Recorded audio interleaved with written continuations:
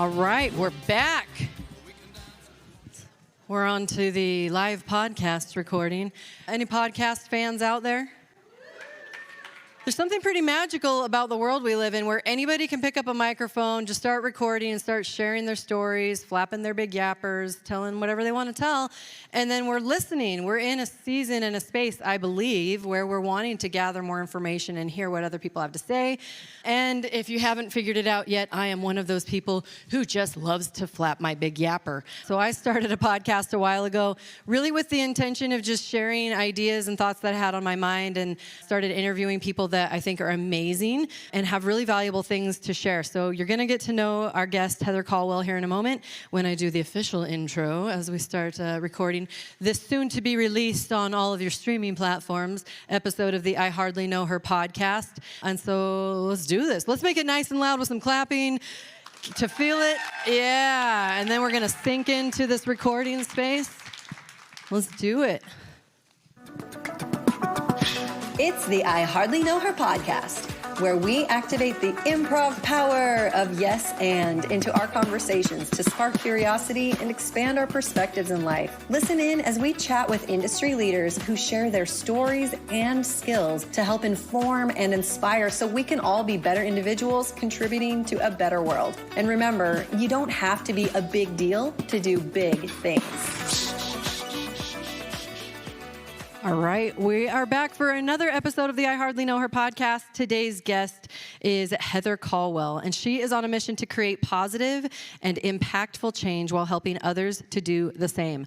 With a diverse background in politics, policy advocacy, and strategic communication, and she's here to help us understand how to successfully utilize these types of strategies and communication expertise to win at life, to win at being better communicators, to know how to actually step up and really fulfill our civic duty, I think. Heather has been doing her marketing and communications company, where she's also had historic campaigns that you've helped win in the politics space, and she helps amplify advocacy efforts, bridging the gap between politics, policy, and the public. As the owner of her company, she collaborates with businesses, nonprofits, and community leaders, empowering them to drive change through strategic messaging, compelling content, and a unified branding process. So you're going to want to connect with her. Welcome to the show, Heather Colwell. I'm really excited to have you here. Thank you so much for having me.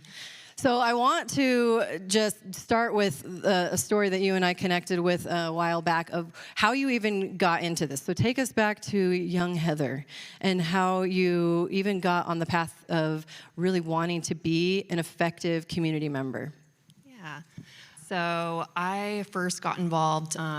I was in high school. I was figuring out and deciding what I wanted to do in the world, and I really didn't know what that was. But ultimately, I just knew that I wanted to create a positive impact in whatever I did and wherever I went. And I didn't know what that looked like, but I had taken my first government class and fell in love with the idea of what government was supposed to be, and fell in love with early political thought and early political philosophy of the Founding Fathers, of coming together, creating a democratic process where people's voices were valued and they could come into a space where they could deliberate social problems and collectively come up with solutions to solve them and just, make society what we want it to be and promote the commonwealth of us as citizens. And I thought that was beautiful, and was also very confused while looking at politics and seeing how things were stunted and stopped, and that the people that were making decisions on our behalf were not listening and really not advocating for us. And it felt like a lot of the problems that we all were suffering from weren't being addressed, and a lot of the things that were not necessarily top tier problems in my community and in the things that people valued around me kept on being skipped over to address hot topics that felt inflammatory and not what we really needed to address as to promote the commonwealth of our community. So. Yeah. Tell me a little about your childhood, because I remember you were telling me the environment you grew up in was not necessarily one that allowed thriving. There was almost like an absence of activity and involvement in the community. So take us like all the way back. What really sparked that even from that young age and of those influences? Yeah, so I was raised in a very apolitical family. We didn't talk about politics. I didn't know even what the political parties represented. I would hear people talk about, Democratic and Republican values, and I just didn't even make it connect because we didn't watch, the news or debates or things like that. And so I just didn't have that framework. And so I felt like that was just an absence of knowing how things worked in reality. And so after I took my government class, I felt like I needed to learn more and needed to understand what wasn't working and how these different ideologies came into play. And so I started studying political science and to try and find answers and bridge the gaps in my, bridge the gaps of how I understood politics actually play out in reality. So yeah. Well, I know a lot of times we all grow up in different environments, and that's like what we know, right? Whether there is a political party or in this case an absence of one, and not that we're looking to like go all the way there of like what's right and wrong and rah, let's all get down each other's throats. And yet those are things that really shape our understanding, I think, of how we can even be involved. Like sometimes the problems seem so big and so out of reach that I know for me, I didn't even realize I could do anything on a community level. I see things on like a national level or a global, and sometimes it feels so overwhelming. So I'd love for you to like help us. How do we peel it back to something that feels attainable, something approachable for us as an individual to feel like we can be impactful? Yeah, absolutely. So, coming back to what I was just talking about of, having this ignorance or believing that I was ignorant in the process, I felt like it was inhibiting me to enter into it and to try and work with, politics and government and making it work well. But I felt, looking back, that ignorance was kind of the key to everything I want to do moving forward. And that ignorance cued a desire to try and figure out what questions people have in trying to enter the space to be active community members. And so I just decided and promised myself that as I learned more about it and as I learned what potential barriers there were in between people and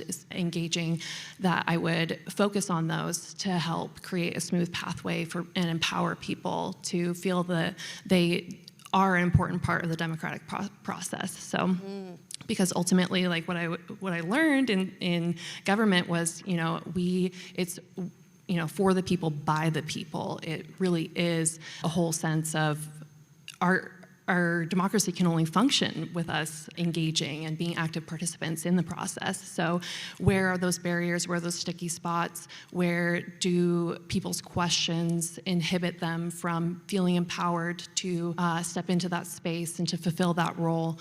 And so I decided to jump in and try and get involved myself. And so I was studying political science and sociology and philosophy to try and figure out all the answers, but ultimately it was just theory and history. And I got engaged with a local political party and started volunteering and interning with them, and really realized that it was just normal people coming out, volunteering, giving their time. I was working around state senators and representatives, and they were just these salt-of-the-earth people that were really wanting to create impact in their community, and they were receptive and really trying to engage people. And so all of these ideas that were given, that politics is in this way above us and out of reach, that these politicians are in this top floor skyrise building drinking whiskey and smoking cigars, and we have no access to that, was really just an illusion, and that they were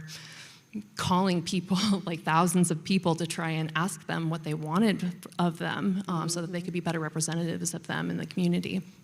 So I just kind of followed that and tried to learn from them and tried to be a connection point to remove that thought process that it's out of touch and out of reach, and really it's just in your neighborhood and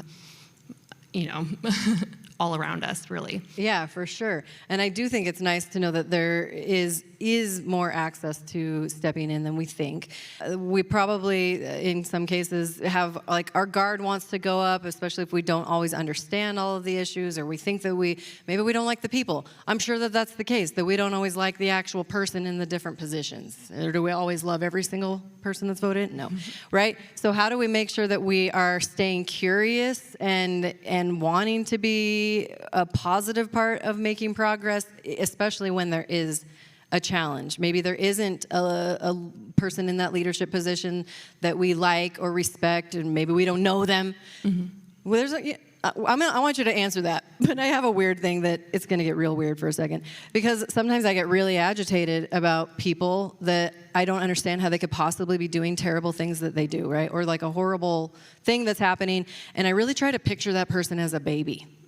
Because at one point, that person that I am loathing was a little tiny baby born fresh into this world, full of potential.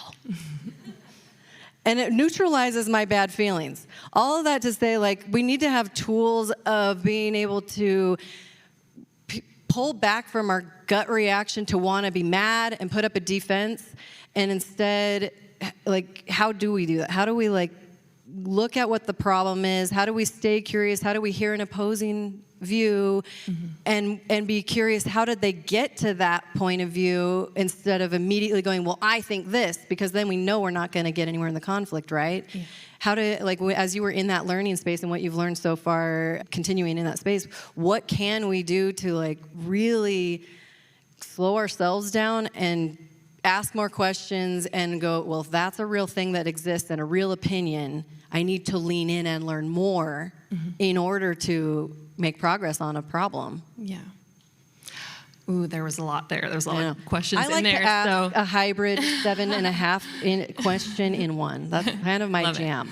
So I'm just going to kind of come back from the top and then go forward. But one of the things that I hear a lot is that I'm not political.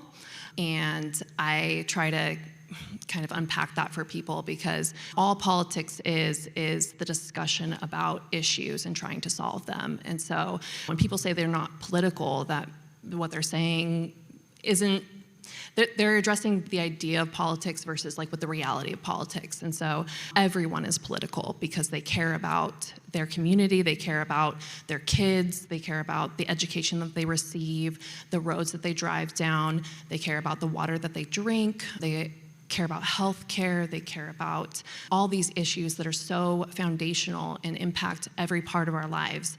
And so ultimately, everyone is very, very political. They're just jaded by the narrative around it and the feeling of disempowerment in connecting to it. And so I try to get people to come back to the issues that they care about and center that and really look at what they think is the most priority issue to them and their families, and to nurse that idea into how they can potentially connect and with their community to empower those things. And in that process, they become political in actual, circumstances. So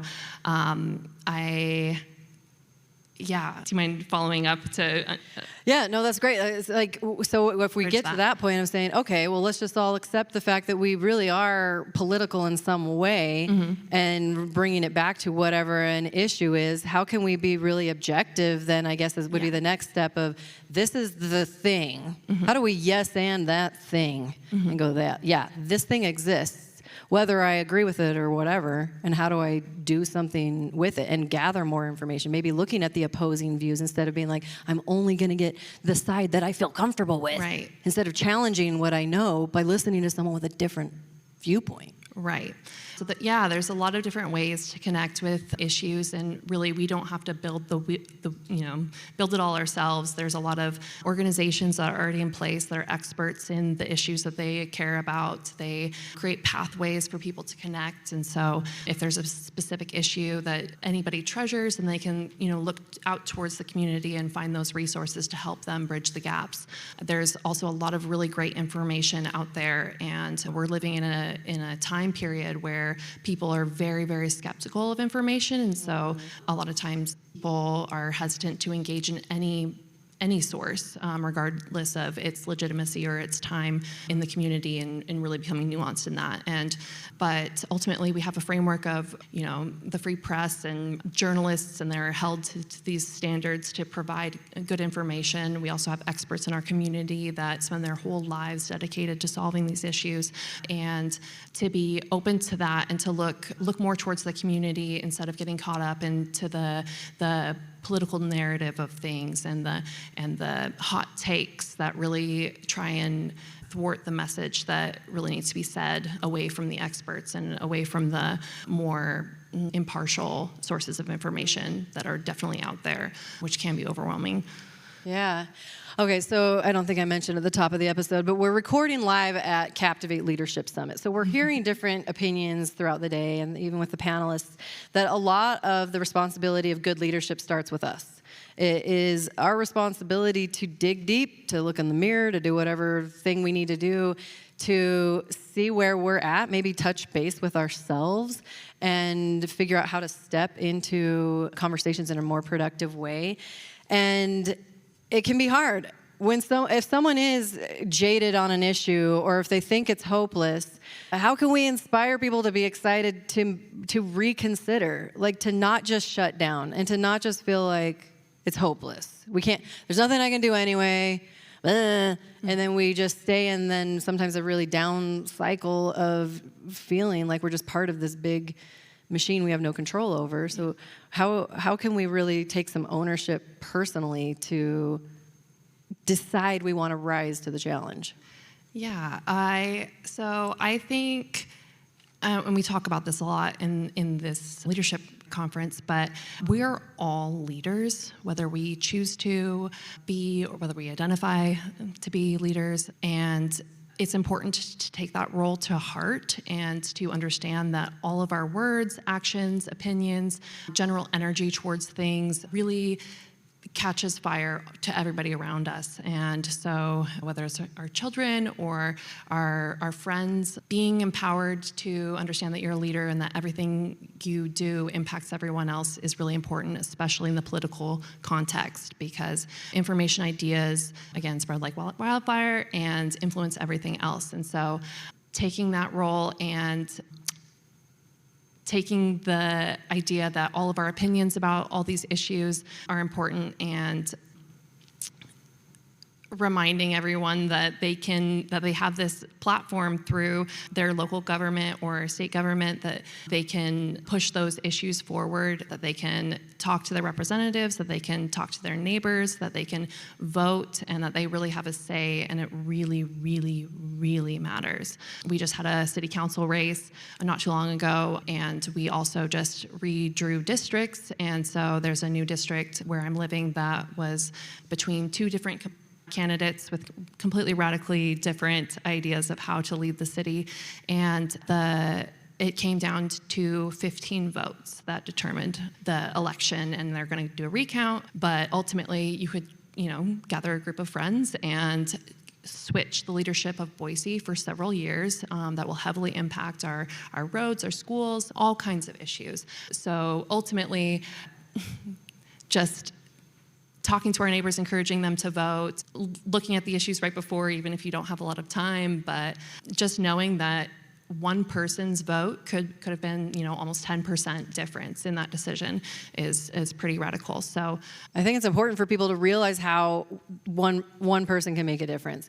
We've had some different conversations in the past, and I want to hear about the praying mantis story. Oh, yeah. Because you also shared, I think, on another instance where there was a voting difference of 6 was what swayed the difference. And sometimes it feels like it doesn't matter if we go that day, and it does, and especially at our local level. And so it's like, pick your flavor. We need everybody. We're all passionate about different things, right? So if everyone is picking whatever they're super fired up about and going and trying to do the best they possibly can to serve with as much kindness and integrity as we can muster, then we need people covering all the bases. So I would love to hear a little bit about like that specific issue, because we could go, which issue? There's about 11 million things that are plaguing humanity right now. Let's narrow it right down to feel like this is something that's achievable. And I know this came up in a conversation that we had before about housing, like the rules and regulations around what people can charge for renters or whatever. I can't remember exactly how I got on that conversation, but tell us the story of the praying mantis. Yes. Okay. So, yeah, I don't know. I'm kind of going back because, so one of the experiences that I had was I was a attaché in the legislature, and I realized that legislators really, really, really care about what their constituents think and will, make large decisions based off of that. And so I was working in the legislature this last session. Housing is a huge issue in Idaho right now, especially Boise. There's a lot of predatory practices, and people are dealing with a lot of problems with this. And so there was a great policy that was put forward that would basically make the fees and fines associated from landlords to tenants be reasonable in statute. So it would protect people from predatory landlords and companies. And so it was a great piece of policy, but policy has to pass out of committee in order to reach the House floor. And so there's public testimony that's available that people can come and share their personal stories. There was a great story from someone who had lived in a rental, and their child had gone out and found a praying mantis and put it in a little enclosure and took it inside and was taking care of it. And the landlord found out about it and issued them a $300 pet fee to them. And they were really upset, and they brought this as testimony to the legislature, just illustrating exactly how predatory fees can be. And the conversation in the committee was really showing that this bill was going to fail. And after that testimony, someone said, I'm pro praying mantis, so let's pass this policy. And the whole board completely changed their tune and passed the policy, and it was eventually implemented, protecting tenants all over Idaho for future generations to come, hopefully. So, yeah. Oh, speaking of future generations, I'm like, I want to know what excites you about how things are in the world today. Like, are there shifts that we're seeing from one generation to the next in actively using our voices and going into the places to say our piece and like be part of the process? Are there some things that you've been able to witness in how engaged people really are? And is there differences generationally?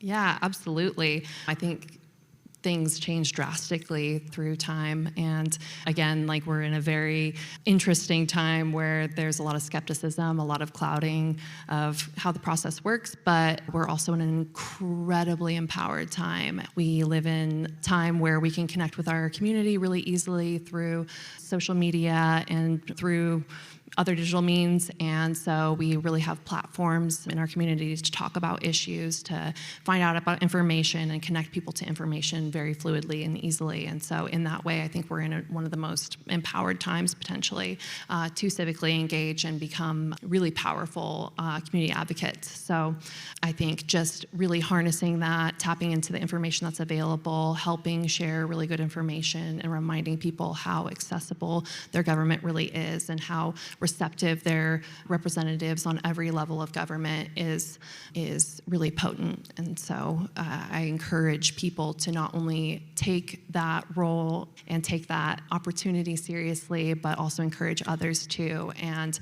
to switch the narrative from politics and government is out of reach, and really look at how it is accessible and empower that narrative. Do you think about this kind of stuff all the time? Like all day, every day? All day, every day. Okay. But really, because it is connected to absolutely everything. And it's just powerful. I think it's actually really cool. I mean, a little overwhelming probably at times. Like all the things that function in the world around us, from like transportation things to every single thing that we need to be in some sort of way for us to exist as human beings is being affected by some kind of, at least a part of these processes, right? Absolutely, yeah. It's funny and scary to think about that. Do you ever feel overwhelmed by it, or are you more like excited about it? Like, look at all of these things that we have, this treasure trove of things that we can continue to work and dive into. Like, what about it is so magnetic to you? For me, I've just always been very curious about it because it's just a whole pool of different agencies, different boards. It's this whole network that's impossible to understand really fully, but that's what drives my curiosity towards it, because really, we have all these issues or things that might be potential issues that might impact us, but we also have all of these different frameworks built to help address them. And so to understand them and to figure out that there are agencies and boards in our communities that address issues that we can connect to and that we can be a part of potentially is just really empowering and exciting to me, and helping people really see through the gaps in their knowledge to find those resources and to connect with them and to empower themselves is just the most exciting thing to me. So I think it's really cool. I know a lot of people, I have the causes I care about. All the people that I work with, or the types of people I tend to affiliate myself with in general, are people who are passionate about something. Oftentimes it's because of an experience they went through personally, or somebody they know and love was affected in a certain way. And there's so many really cool groups and organizations that are kind of working in tandem to hopefully make change for the better. For those people that are in the live audience, we have a workbook that I'll probably drop it in the show notes for people to get like a download of the PDF of like each of the speakers today is sharing a nonprofit they're partnered with. And I think there's a lot of opportunity that might be missed if we're not looking at like, what can I do? Where can I find someone that's already putting in the work and be part of the strength behind the thing that's already happening, instead of, as you said, like earlier, we so commonly recreate wheels. I know when some challenges happen, lots of new nonprofits pop up, and I love it. I love the idea of it. And also there's so many things already happening that we can just rally our energy and find those people that are already in the thick of it to learn from and to give those extra helping hands and resources. And so, like, I guess on this home stretch here of really trying to make it so people feel like they can do something today is really kind of some self-reflection. You talked about it earlier too. We're all leaders in our own way, in our own world. Maybe not always a positive thing. We can be in charge of that. And narrowing it down. So talk to us about like something that could be really tangible today, of thinking, how do we take our personal passion, our personal story, and connect with those resources to be an enhancement of what already exists? Absolutely. So I think one of the biggest barriers is people look at politics as being really a federal issue, and they look towards the president and Congress as being their scope of understanding of politics. But I think all the power and all the tangible aspects of creating change in a way that impacts us and our community is really closer to home.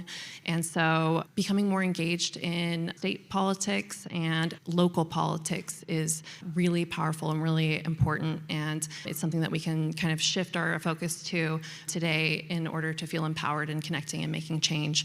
And so I think just I'm trying to think of really tangible things. If you're connected on Facebook, there's this really great portion of Facebook that's called Town Hall, and you can open that up and it will automatically connect you from where you're living to your city council members, your state representatives, and your senators, so you know who they are. And so just knowing who represents you is really pivotal, because once you know who they are, you can figure out how to contact them, you can follow them, you can hear what they're saying about your community and see if your ideology matches up with that.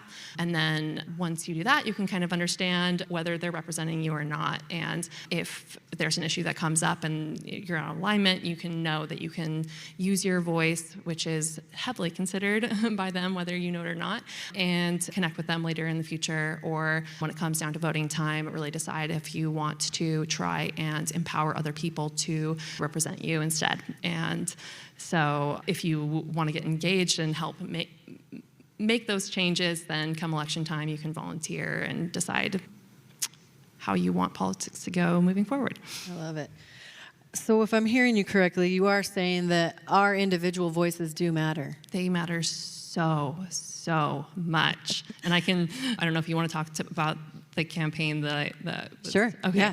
Yeah. So one of the things that I used to do was I used to manage political campaigns, and I was working in a swing district right here in Boise, and I was working with a team of people to try and get people to come out to vote, and we had worked 60, 70, 80-hour weeks, bringing information to voters and registering them. Like and then, actually door knocking. I mean, this is the boots on the ground type of stuff that people are doing, right? Absolutely. Yeah. Like tens of thousands of doors, going and walking up to people, really asking them, if they know who represents them, and giving them information on the candidates, et cetera. So a lot of work went into it, and then it came down to election night, and it was getting really, really, really close. And coming down to the final hour, we ended up losing the campaign by 6 votes, and which was an incredible experience. It was very humbling to realize how close things can shift. But on that note, I just want to remind people how important it is to engage, how important their vote is, and that their voice really matters, and that their community leaders are really looking to them to help them guide their decisions in being advocates for their communities. I think it is really important that we're all hearing that, because I definitely have felt like, who am I to do anything? Like, what can I possibly do other than have a podcast where I say whatever I want? And yet it doesn't necessarily go right up to the changing, where the policies are being changed and stuff, and really understanding that it could. It's really a fascinating thing. We have to be willing to take the initiative. If we have kids or we care about the next generation, there's so many things too that I've been learning about, just getting involved with what decisions are happening that affect the school, and realizing that it does matter. Like, we can either throw in the towel and complain and feel like we're not getting anything done and have sort of that woe is me energy, or we really can step up. And it's been really fun for me to get to know you better and hear how it really does come down to like these one-off cases. Like, what if the praying mantis lady didn't show up that day? Yeah. What a tragedy it would have been. And I hope everyone feels like excited about knowing that we can make a difference. And if it's too overwhelming in some areas, find a different area. Find somewhere to volunteer, find someone to rally with. And I know for me personally, if I feel like I'm down in the dumps about something, the quickest way I can find a way to serve someone else and learn from someone else, that focus gets me out of my own little dark hole of dismay and all the things that happen inside my wacky brain. Any final words? Is there anything that you've been like burning at your core that you want to share with them to just dangle that carrot for people to get involved? I mean, I just want to, come back to our government and our politics is really for the people and by the people. And if it's overwhelming, just figure out what's important to you and try to advocate for those important things. And whether it's through conversations, whether it's through researching more on the issue and figuring out how to bring it up to the people that represent you, or simply just showing up at the polls, it all makes a world of difference in order for our government to function, and it's really up to us to make it work. And so I hope everyone does. Awesome. Thank you. It's always selfish of me when I pick my guests, because it's usually something I want to learn more about and feel empowered by. So I've been really looking forward to having you on, Heather, and I really appreciate you taking the time and sharing your insights. And let's all get out there and use our voices on whatever matters most to us and start making a difference. And just, it might feel little bits at a time, and sometimes it could just be like a really big difference that we do have a little bit more say in what goes on in this world that we're living in. So thank you again for joining me, and thank you, listeners, those of you out there in listener land. This is fun. Thanks for being out there. Hit that subscribe button. I got to say all those things at the end of my podcast, right?